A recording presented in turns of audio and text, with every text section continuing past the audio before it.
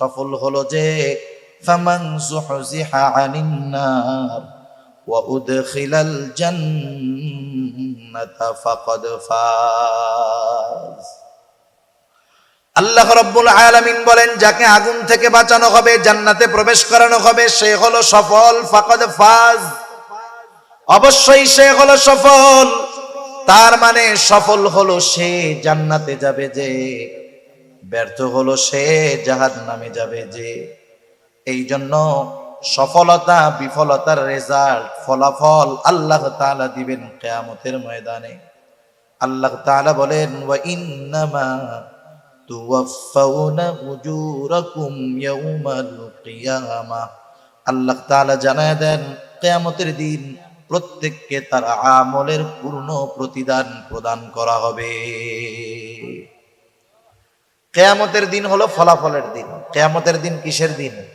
ফলাফলের দিন। আর দুনিয়া হলো পরীক্ষার জায়গা।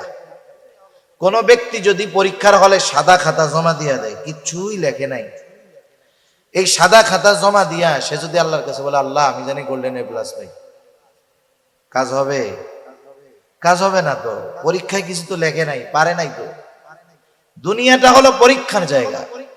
দুনিয়াটা হলো সফলতার বীজ বপনের জায়গা। যে দুনিয়াতে সফলতার বীজ বপন করবে, অর্থাৎ আল্লাহ তাআলার আদেশ নিষেধ মেনে চলবে, সে সফলতার বীজ বপন করলো দুনিয়ায়, আর এর ফল সে ভোগ করবে কিয়ামতের দিন। সুবহানাল্লাহ। এজন্য আল্লাহ রাব্বুল আলামিন জানায় দিলেন, বান্দা তুমি যদি সফল হতে চাও, শয়তানের কাজগুলা বাদ দিয়ে দাও। এই আয়াতের মধ্যে আল্লাহ রাব্বুল আলামিন শয়তানের 4টি কাজের কথা বর্ণনা করেছেন। কয়টি কাজ? এক নাম্বার, আল্লাহ রাব্বুল আলামিন বলেন, ইয়া আইয়ুহাল্লাযীনা আমানু ইন্নামাল খামরু ওয়াল মাইসির ওয়াল আনসাবু ওয়াল আজলাম। এক নাম্বার, আল্লাহ তাআলা বলেন, হে ঈমানদারেরা, আল্লাহ তাআলা বলেন, হে ঈমানদারেরা, তোমরা মদ থেকে বিরত থাকো তথা মদ থেকে বেঁচে থাকো। এখানে যে উদ্দেশ্য শুধু মদ খাওয়া থেকে বাঁচো এমনটা নয়, বরং হাদিসের মধ্যে আসছে মদ সম্পৃক্ত, মদের সাথে যেই মানুষটা যে কোনো ভাবে সম্পৃক্ত হোক না কেন, প্রত্যেকের উপরেই আল্লাহ তাআলার লানত। মদ যে খায় তার উপরে আল্লাহর লানত, মদ যে বিক্রয় করে তার উপরে আল্লাহর লানত, মদ যে প্রস্তুত করে তার উপরে আল্লাহ তাআলার লানত, মদ যে রিফাইন করে তার উপরে আল্লাহ তাআলার লানত, মদ যে বহন করে তার উপরে আল্লাহ তাআলার লানত, মদ যে ডিস্ট্রিবিউশন করে, বিতরণ করে, তার উপরে আল্লাহ তাআলার লানত।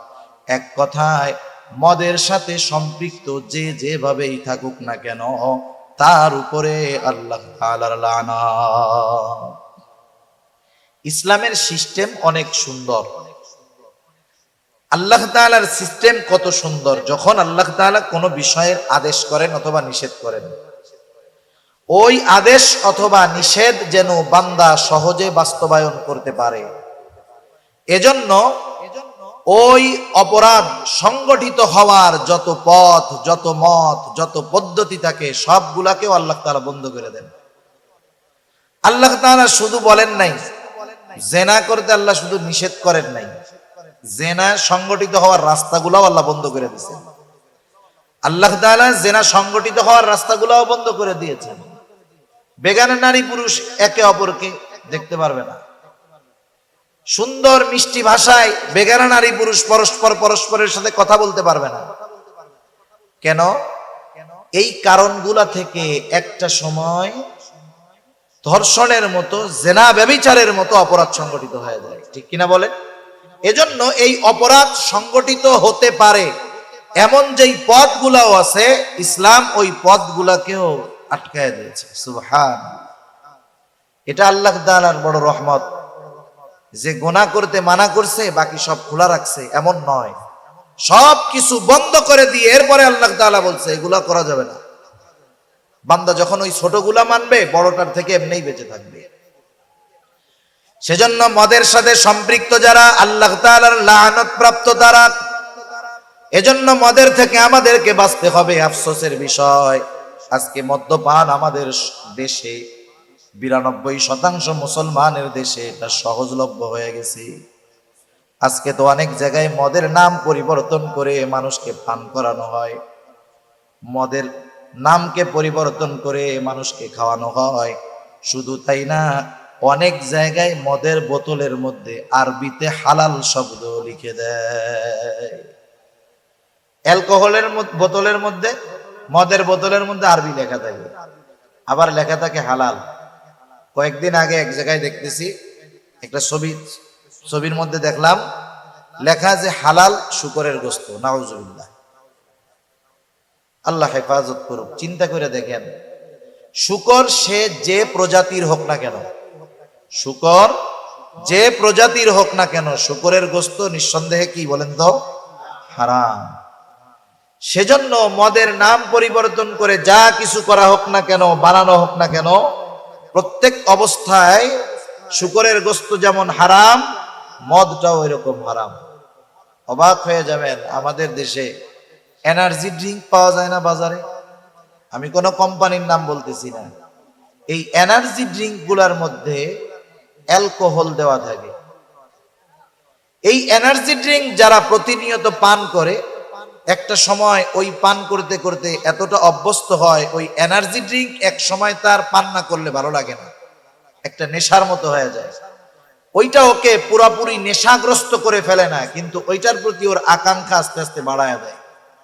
আল্লাহ না করুন, এটা আস্তে আস্তে তার মাদকতার দিকে তাকে নিয়ে যেতে পারে। সেজন্য বাজারের এনার্জি ড্রিঙ্ক গুলাও আমাদের পরিত্যাগ করার দরকার। এই মদ কত গুরুত্বপূর্ণ একটি বিষয় ছিল আরবের মানুষের কাছে।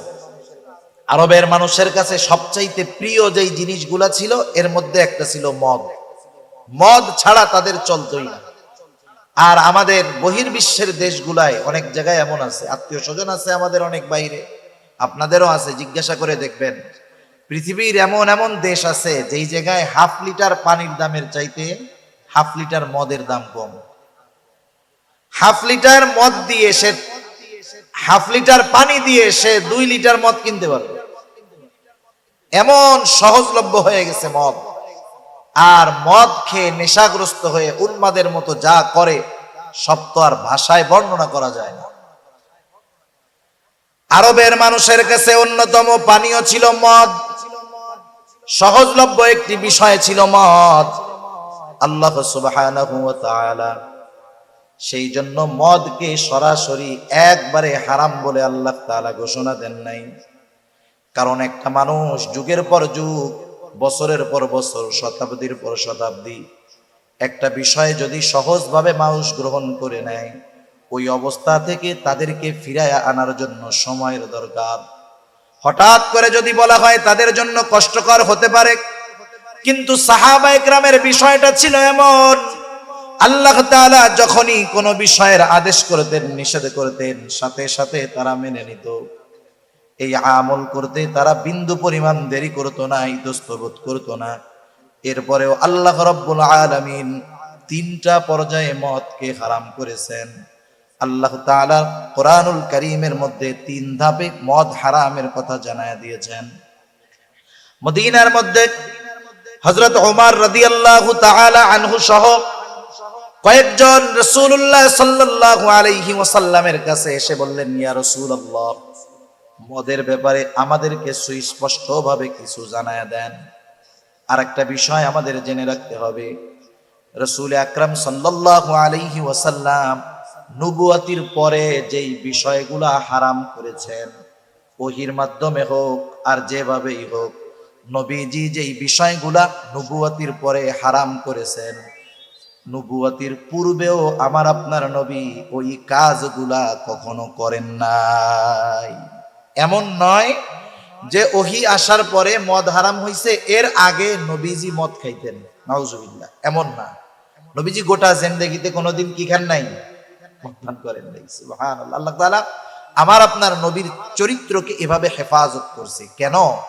কারণ একটা বিষয় ওহীর মাধ্যমে নতুন করে আল্লাহ তাআলা হারাম করলেন। মনে করেন নবীজি ওই কাজটা আগে করতেন, এখন নবীজি যখন বলবেন এটা আল্লাহ তাআলা হারাম করছেন, তখন কাফেররা বলবে কি, হ্যাঁ তুমি আগে করতা, এখন করো না, এই জন্য হারাম হয়ে গেছে। এতটুকু কথা বলার সুযোগও আল্লাহ তাআলা কাফেরদের দেন নাই। রাসূলুল্লাহ সাল্লাল্লাহু আলাইহি ওয়াসাল্লাম এই জন্য এই বিষয়গুলা থেকে পরহেজ ছিলেন, বেঁচে ছিলেন, আল্লাহ তাআলা তাকে বাঁচায় রাখছেন।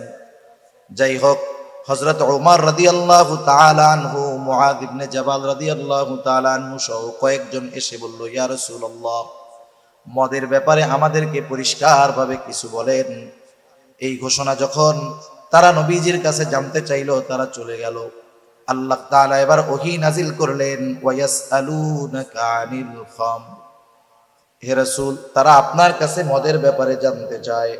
ওয়ায়াসআলুনাকা আনিল খামরি ওয়াল মাইসির কুল ফীহিমা ইসমুন কাবীরু ওয়া মানাফিউ লিন-নাস, তারা আপনার কাছে মদ এবং জুয়ার ব্যাপারে জানতে চায়, আপনি তাদেরকে বলে দেন, কুল ফীহিমা ইসমুন কাবীর ওয়া মানাফিউ লিন-নাস, এটা বড় খারাপ বিষয়, তবে এর মধ্যে মানুষের জন্য কিছু উপকার রয়েছে।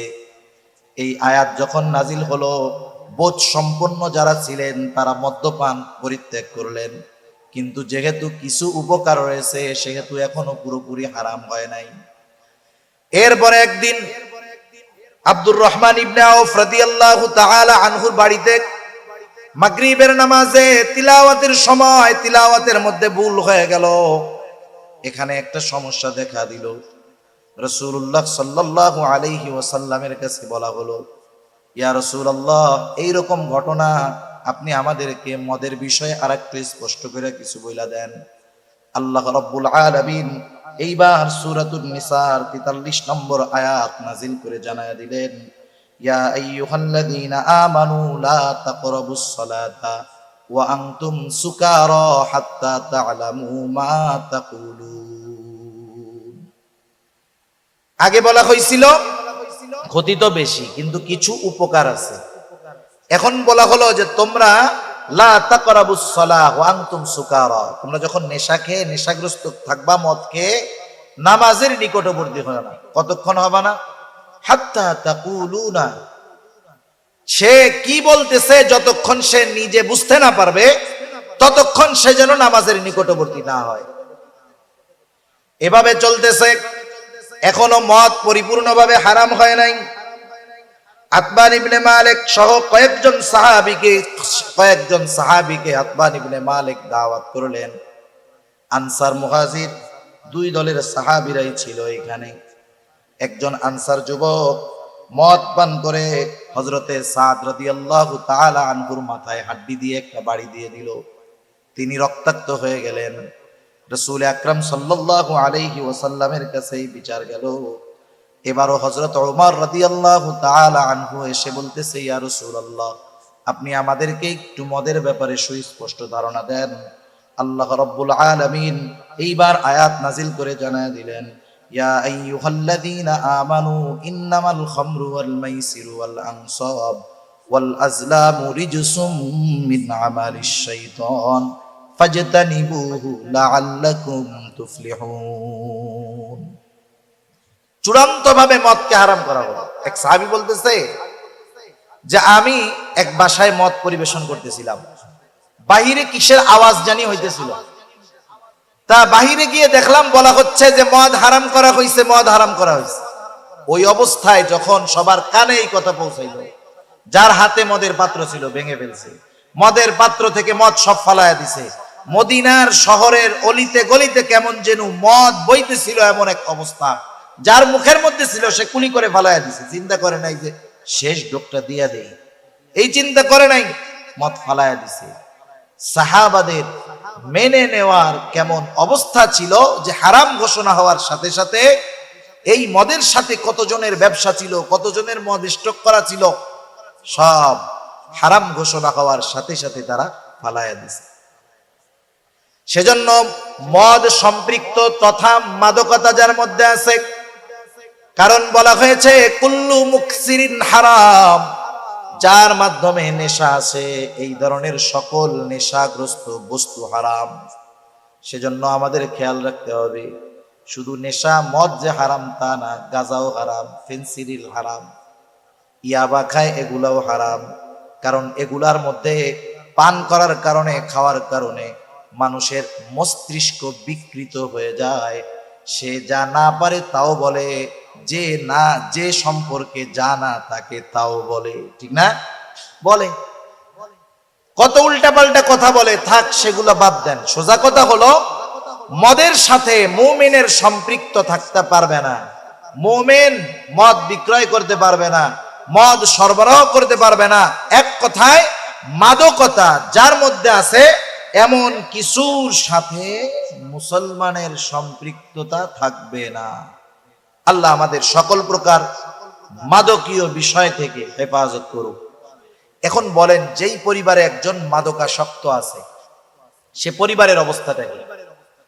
অহরহ আমাদের দেশে দিন যাইতেছে মাদক নিরাময় সেন্টার বাড়তেছে, মাদক নিরাময় সেন্টার বাড়তেছে, যেখানে মদপ্য নেশাগ্রস্তদেরকে নিয়ে রেখে আসা হয় সেফ হোম, সুস্থ বানায় বাড়ি ফিরে আনার জন্য। তার মানে কি, দিন যাচ্ছে আমাদের দেশে মদ সেবনকারী মাদকাসক্ত এটা আরো বাড়তেছে। মাদকাসক্ত তার যখন নেশার চাহিদা উঠে সে দুনিয়ার সব কিছু করতে তৈয়ার থাকে। বিশেষ করে শহরাঞ্চলে, ঢাকা শহরের মধ্যে আছে একজনকে শুধুমাত্র একটু গাঁজা, একটু ফেন্সিডিলের লোভ দিলে সে একটা মানুষকে খুন করে ফেলতে পারবে, তার গায়ে লাগবে না একটু। আবার দেখেন অহরহ ঘটনা আমাদের সামনে আছে। বাংলাদেশের প্রসিদ্ধ একটা জেলার নাম না বলি, বাবা নেশার টাকা দেয় নাই, বাবাকে মেরে ফেলছে, মাকে মেরে ফেলছে। আর এক প্রসিদ্ধ ঘটনা, ওই যে পুলিশের স্পেশাল ব্যুরোর একজন অফিসার ছিলেন মাহফুজ, তার মেয়ে ঐশী মাদকাসক্ত হওয়ার কারণে মা বাবাকে ঠান্ডা মাথায় খুন করে ফেলছে।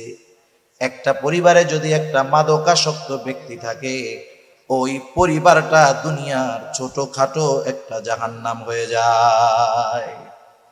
এজন্য পরিবারের কিছু দায়িত্ব আছে। তো পরিবারের দায়িত্ব কি? সন্তানদের ব্যাপারে খেয়াল রাখা, সন্তান কি করে না করে এগুলা যথাযথভাবে একটু নজরে রাখা, শুধু ছেড়ে দেওয়া না।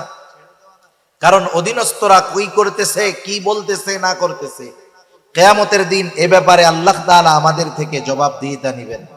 এজন্য খেয়াল রাখবো। এখন আসেন, মাদকাসক্ত যারা সিগারেট খাওয়া লোক আছে না আপনাদের এদিকে, সিগারেট এটা হলো নেশাগ্রস্ত হওয়ার প্রাথমিক ভূমিকা। নেশাগ্রস্ত হওয়ার প্রাথমিক ভূমিকা হলো সিগারেট। সিগারেট হারাম না মাকরুহে তাহরিমি না জায়েজ, সে মাসালা বাদ দেন। এই যে সিগারেট খাওয়ার দ্বারা কোনো উপকার আছে একটু বলেন না, উপকার আছে? বরং সিগারেটওয়ালারা সিগারেটের প্যাকেটের গায়ে বাস্তব সত্য কথা লেখে। আপনি জুস খান, বাচ্চাদের জুস কিনে দেন না, এই জুসের প্যাকেটে লেখা থাকে 100% আম, কিন্তু এটা মিথ্যা কথা। মিষ্টি কুমড়া দিয়ে জুস বানায়, আম থাকেই না বলতে গেলে অল্প, কিন্তু লেখে কি 100% খাঁটি আমের জুস। এটা চরম মিথ্যা কথা। কিন্তু সিগারেটের গায়ে যা লেখা থাকে এটা সত্য কথা। সিগারেটের গায়ে কি লেখা থাকে? এক সময় লেখা থাকতো মনে হয় ধূমপান স্বাস্থ্যের জন্য ক্ষতিকর, সরকার দাম বাড়াইছে, ওরাও একটু এটার উপকার বাড়াইছে। ধূমপানে স্ট্রোক হয়, ধূমপান হৃদরোগের কারণ, হ্যাঁ, ধূমপানে ফুসফুসে ক্যান্সার হয়, এখন মনে হয় লেখায় ধূমপান মৃত্যু ঘটায়, এটা লেখা থাকে সিগারেটের গায়ে। ক্ষতি যত বেশি সিগারেটের গায়ে লেখছে, মানুষ তত বেশি দাম দিয়ে ওই জিনিসটা কিনতেছে।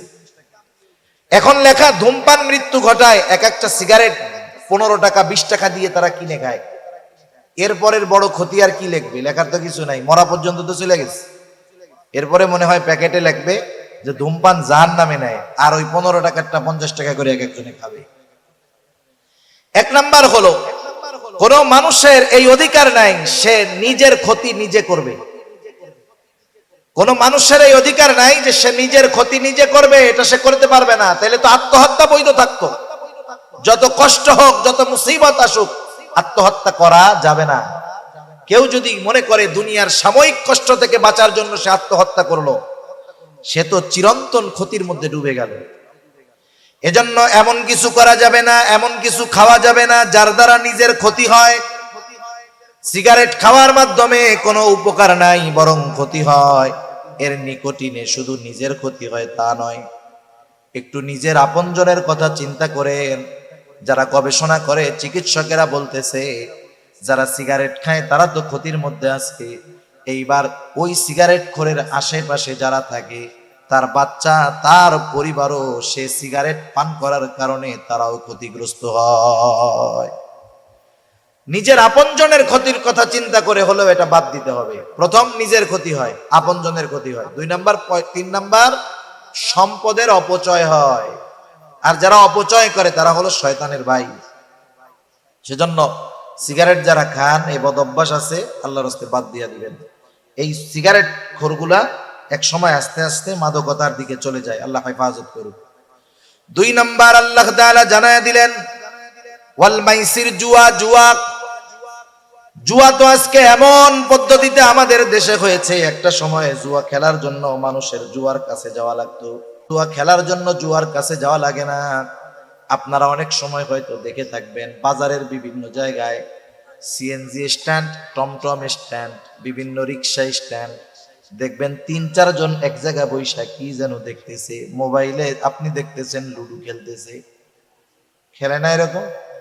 ওই জায়গায় কি খেলা চলে বলেন তো? জুয়া চলে, জুয়া। বাংলাদেশে হাজার হাজার কোটি টাকার জুয়া এই অনলাইনের মাধ্যমে খেলা হয়। এই ফুটবল খেলাকে কেন্দ্র করে জুয়া হয়, ক্রিকেট খেলা হয়, ক্রিকেট খেলাকে কেন্দ্র করে জুয়া হয়। প্রত্যেকটা সেকেন্ডে সেকেন্ডে আজকে এই জুয়া আমাদের তরুণ প্রজন্মের মধ্যে ঢুকে গেছে। আমরা ছোটবেলা খেলাধুলা করছি, মাদ্রাসায় যখন পড়ছি ফুটবল ক্রিকেট খেলছি, তো এখনের ছেলেরা, ছোট বাচ্চারাও, এরা টাকা ছাড়া খেলতে চায় না, বলে বাজির খেলা হবে, এমনি খেলে কোনো লাভ নাই, 5 লিটার 10 লিটার কোক 7 আপের বাজিতে খেলে। এগুলো জুয়া। আমাদের কোমলমতি শিশুদের অন্তরের মধ্যেও এখন এই জুয়ারে আমরা ঢুকাই দিতেছি। তাস খেলা জুয়া, বিভিন্ন পদ্ধতিতে জুয়া, ক্যাসিনো জুয়া। যে দেশে জুয়াকে বৈধতা দেওয়া হয়, মদ্যপানকে বৈধতা দেওয়ার ব্যবস্থা করা হয়, সে দেশে আল্লাহর রহমত আশা করা যায়। আল্লাহ হেফাজত করুন। এজন্য জুয়ার থেকে বাঁচতে হবে। জুয়া সম্পৃক্ত কোনো কিছুর সাথে আমরা সম্পৃক্ত থাকবো না। এই খেলাধুলার সাথে জুয়া সম্পৃক্ত আছে, আমরা এগুলার সাথে থাকবো না। আল্লাহ তাআলা এরপরে জানায় দিলেন শয়তানের দ্বিতীয় কাজ হলো, আল্লাহ রাব্বুল আলামিন এরপরে জানায় দেন ইয়া আইয়ুহাল্লাযীনা আমানু ইন্নামাল খামরু ওয়াল মাইসিরু ওয়াল আনসাবু ওয়াল আজলাম।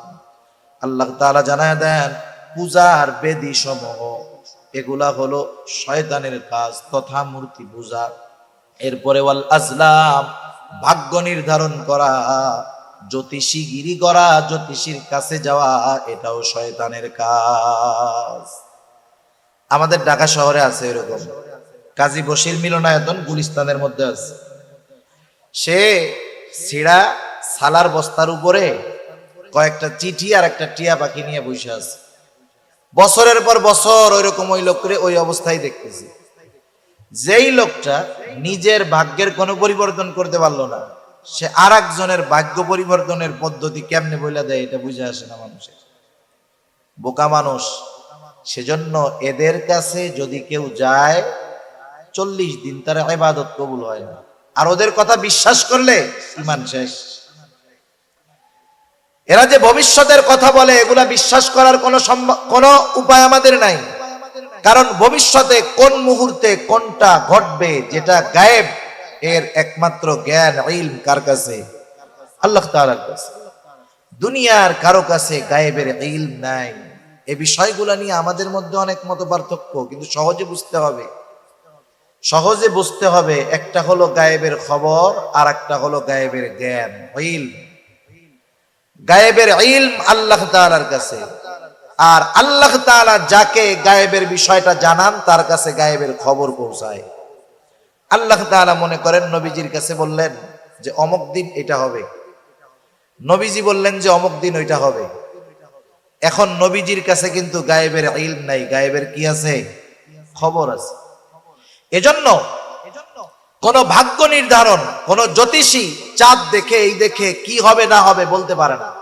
আমাদের দেশে একদল মানুষ আছে আংটি বিক্রি করে, দেখবেন অষ্টধাতুর আংটি বিক্রি করে মাইক বাজায় বাজায়। এই আংটি দিলে কি হবে? রাহুর দোষ কেটে যাবে, শনির দোষ কেটে যাবে, এই হবে সেই হবে, উন্নতি হবে, সম্পদের মালিক হবেন। মানুষ বোকা, ধুমসে আংটিগুলা কিনে, এই চিন্তা করে না যেই লোকটা এত বছর ধরে আংটি বিক্রি করতেছে, এই আংটি দিয়া ওর পরিবর্তন হইল না, এইটুক চিন্তা করলেই তো বোঝা যায়। তাইলে ওর রাস্তার উপরে সালা বিছাইয়া এই ব্যবসা করা লাগে?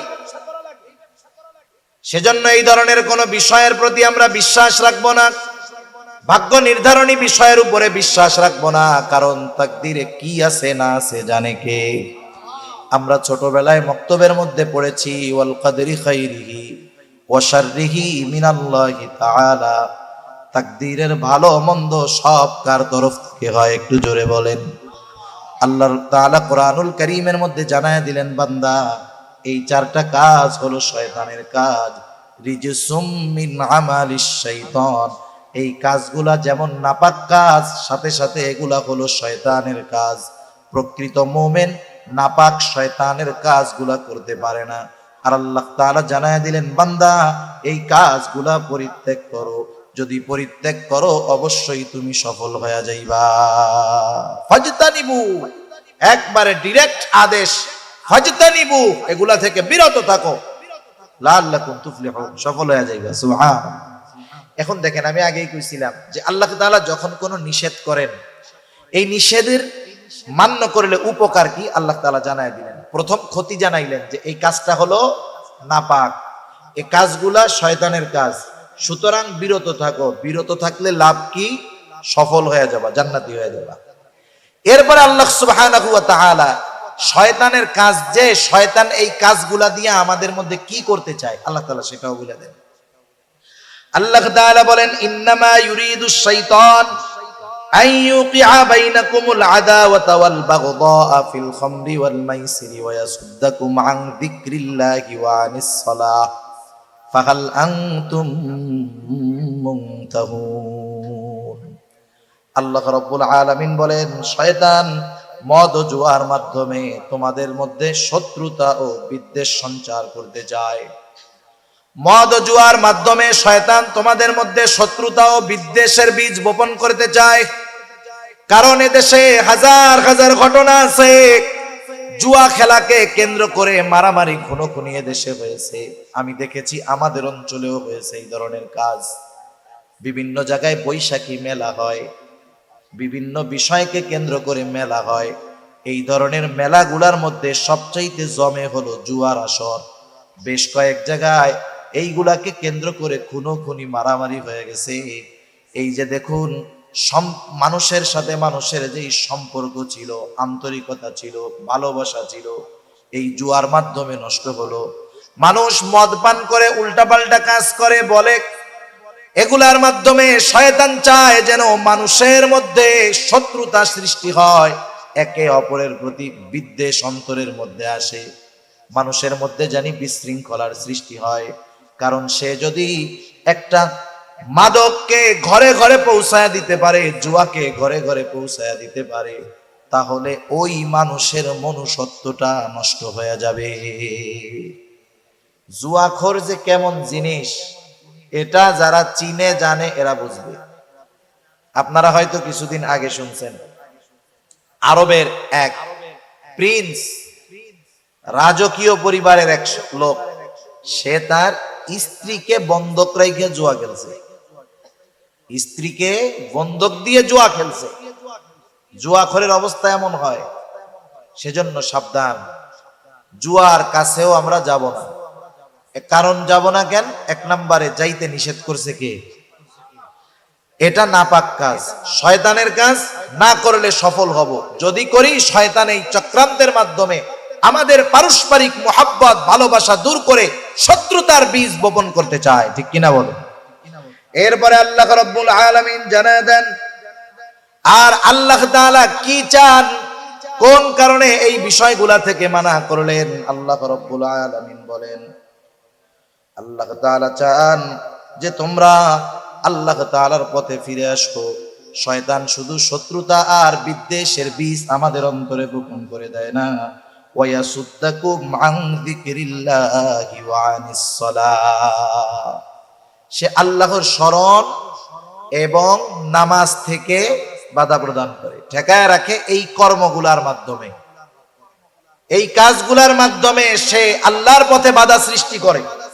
এই কাজগুলোর মাধ্যমে সে আমাদেরকে দিন থেকে সরায় রাখতে চায়, আল্লাহকে ভুলায় রাখতে চায়, নামাজ থেকে ভুলায় রাখতে চায়। আর যারা আল্লাহর জিকির থেকে গাফেল, আল্লাহ বলেন তারা ক্ষতিগ্রস্ত। আল্লাহ রাব্বুল আলামিন কোরআনুল কারীমের মধ্যে বলেন, ইয়া আইয়ুহাল্লাযীনা আমানু লা তুলহিকুম আমওয়ালুকুম ওয়ালা আওলাদুকুম আন যিকরিল্লাহ ওয়া মান ইয়াফআল যালিকা ফাউলাইকা হুমুল খাসিরুন।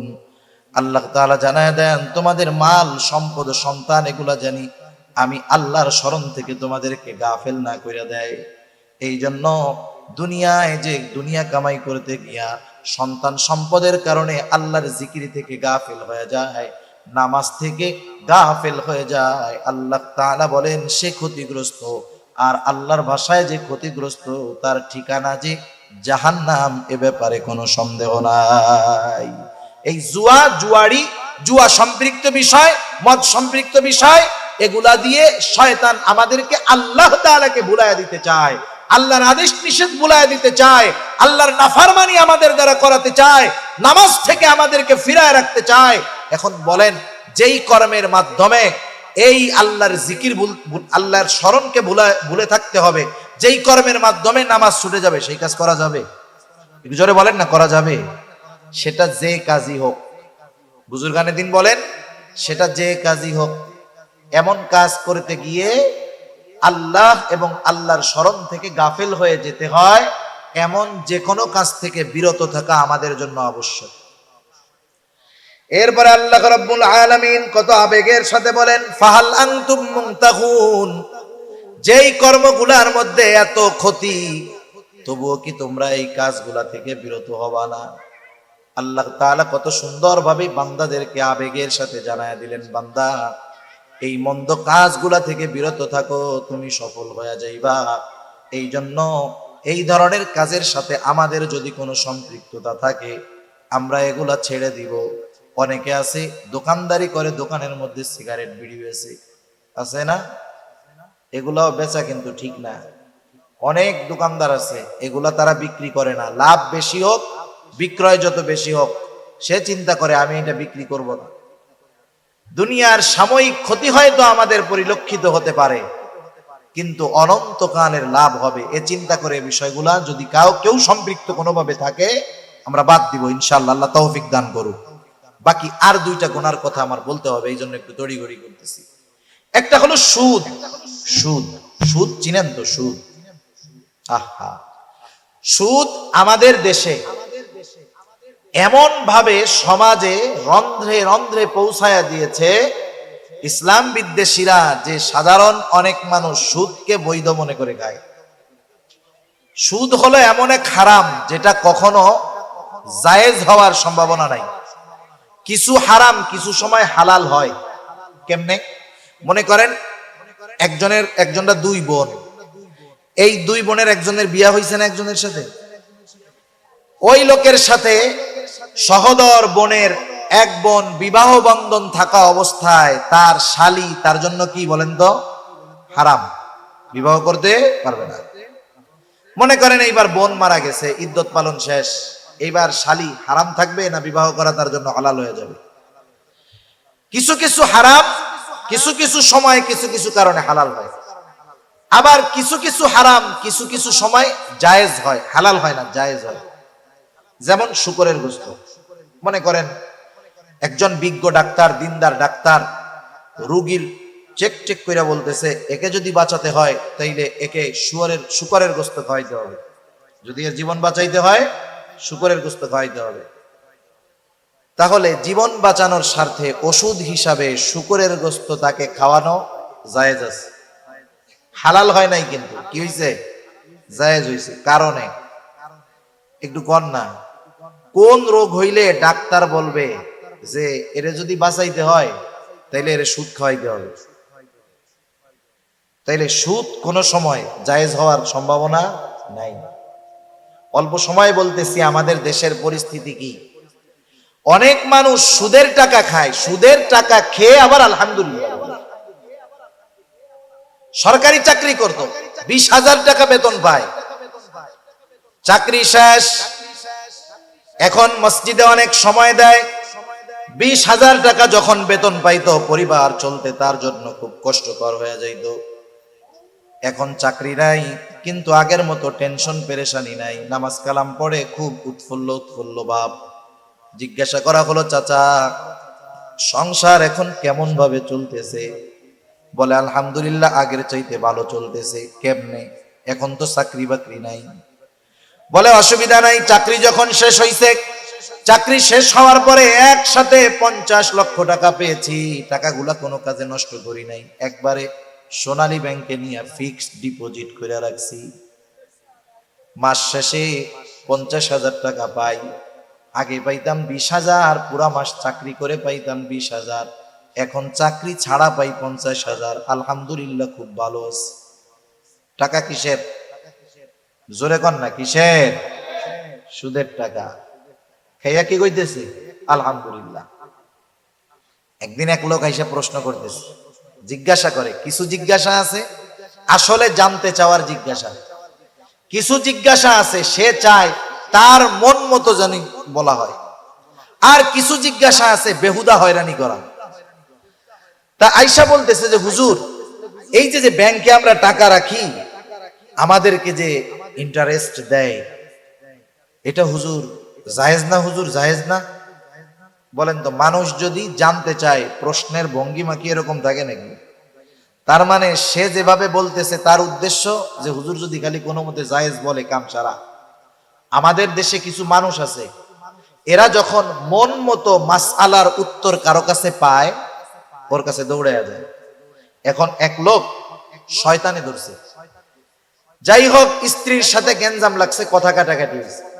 শয়তান কিন্তু ওই সময় আইসা স্বামী স্ত্রী দুইজনের মাথার মধ্যেই এমন রাগ ঢুকায়া দেয়, স্ত্রীরে বলে, এই তোর কত যোগ্যতা, তোর এর ঘরে থাকার দরকার কি? এবার মহিলা মানুষ তো বলে, এই তোমার মতো বেটার সংসার না করলে আমার কি আসে যায়, দাও দাও ছেড়ে দাও, আমি জায়গা বাপের বাড়ি। এইবার শয়তান ওই স্বামীর কাছে আসে, বলে তুই ইনকাম করে খাওয়াস, তোর হাত আছে পা আছে, ওই রকম সাইডটা তোর ঘর, তুই পালতে পারবি, ওটা বাদ দে। এই শয়তানের ধোকায় কি করে, একসাথে 3 তালাক দিয়ে দিছে। শয়তানের কাজ শেষ, শয়তান আর ওই জায়গায় থাকবে? ও চলে গেছে। এইবার যখন আশেপাশের লোকজন বলে, করলেন কি আপনি, কি করছেন? স্ত্রী তো নাই আপনার এখন।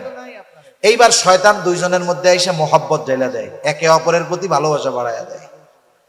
এখন সারা দেশের মানুষ তো জানে যে 3 তালাক দিয়ে দিছে। একজন বুদ্ধি দিছে, যা তুই এক কাজ কর, ওই জিরি মাদ্রাসায় গিয়া মাসালাটা নিয়ে আয়। জিরি মাদ্রাসায় গিয়া বলছে, কয় বউ তো আর তোমার নাই, পটিয়া গেছে নাই, হাটহাজারি গেছে নাই। এখন আর একজন বলে, শোন, ওই জায়গায় এক হুজুর আছে, ওনার কাছে যা। ওই হুজুরের কাছে গেছে, হুজুর আবার ডিজিটাল হুজুর আছে না, ডিজিটাল হুজুর, কিছু ঘোমটা দেওয়া হুজুর তো কিছু আছে। যা বলছে, আরে 3টা কেন, তুই যদি 1,000ও দিতি একটাই হইতো, বউ তোর আছে, যা। এবার ও এলাকায় এসে কি করবে, এই স্ত্রীর সাথে সংসার শুরু করবে। কেউ যদি কিছু বলে, পটিয়া মাদ্রাসার হুজুর কিছু জানে, জিরি মাদ্রাসার হুজুর কিছু জানে, ওই যে ওই হুজুরের কাছে জিগাও, বড় শায়েক ফতোয়া নিয়ে আসছি, জায়েজ আছে। মানুষের অভ্যাস হলো, মানুষ ওই হুজুরকে পছন্দ করে বেশি যেই হুজুর তার মন মতো ফতোয়া দেয়।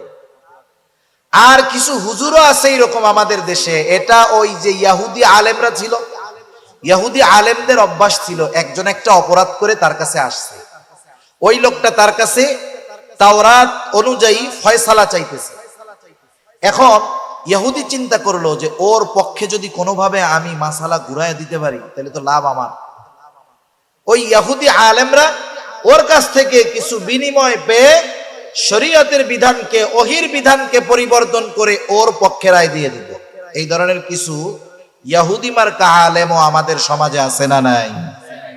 মানুষের অভ্যাস এইটা, যেই হুজুর তার পক্ষে বলে, এটা খেয়াল করে দেখেন, তার মন যেটা কয় সেই অনুযায়ী যার কাছে মাসালা পায় তার কাছে গিয়ে মাসালা জিজ্ঞাসা করে।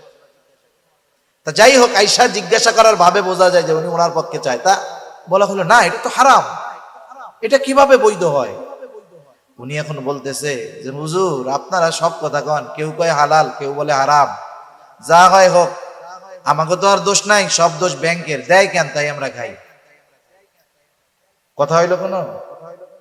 এখন দেখেন, এই লোকটা যে খাইতেছে, এই লোকটা যদি ওই সুদের টাকাকে হারাম মনে করতো, বলেন তো খাইতো নাকি? খাইতো না। এর কথার দ্বারা বোঝা যায় ও বৈধ মনে করে খায়। এজন্য কেউ যখন হারাম খায়, হারামের সাথে সম্পৃক্ত থাকে, তার বড় বড় 4টা ক্ষতি হয়ে যায়। কয়টা ক্ষতি হয়? খাবার হারাম হোক আর উপার্জন হারাম হোক, যে কোনো একটা হারাম হলেই হলো। যদি হয় 4 ক্ষতি। 1 নাম্বার ক্ষতি হয় তার দোয়া কবুল হয় না। 2 নাম্বার ক্ষতি তার ইবাদত কবুল হয় না। 3 নাম্বার ক্ষতি নবীজি বলেন সে জান্নাতে যেতে পারবে না। লা ইয়াদখুলুল জান্নাতা জাসাদুন গুদিয়া বিল হারাম, হারাম বক্ষণকারীর শরীর জান্নাতে যাবে না। 4 নাম্বার সবচাইতে বড় ক্ষতি, হারামকে যদি হালাল মনে করে তার ঈমান থাকবে না। আজকে বাংলাদেশে আমি যথাযথভাবে করছি, যা যা দরকার সব করছি। আমি যে জমা দেয় হয় না, কয়েকবার দিচ্ছি হয় না, আমি তো বুঝি নাই তো। আমার আর একজন বলতেছে আপনার কিছুই করা লাগবে না, এই যে টাকাটা দিয়ে একটা অবস্থা দিয়ে দেন। বাস্তবেই বাধ্য হয়ে দিতে হয়েছে, কাজ হয়ে গেছে। চিন্তা করে দেখেন সিস্টেমটা কিভাবে করে রাখছে, যে আমি আপনি ঘুষ দিতে রাজি নাই, কিন্তু দিতে আমাদেরকে বাধ্য করা হচ্ছে। যারা এই সিস্টেম নষ্ট করে ফেলছে, এই ঘুষখোরগুলোকে আল্লাহ হেদায়েত দিক, জোরে বলি আমিন।